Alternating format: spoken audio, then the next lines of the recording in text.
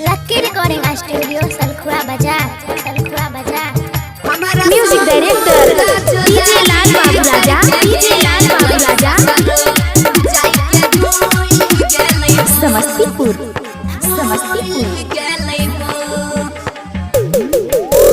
छोरी के हमारा उगेलै दोसरे के भेलै हो छोरी के हमारा उगेलै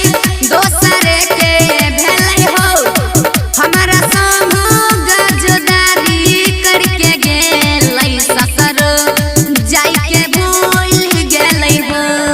हमारा संग गजदारी करके गेलै ससुर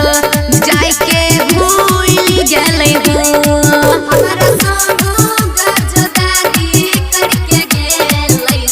म्यूजिक डायरेक्टर डीजे लाल बाबू राजा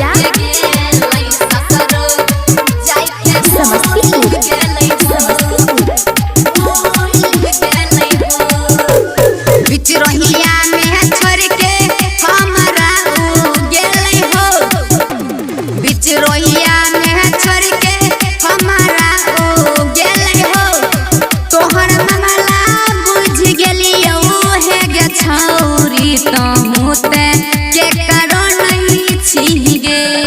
तोहर मामला बुझ गेलियौ हे गे छौरी तहूँ ते के करो नहीं छी गे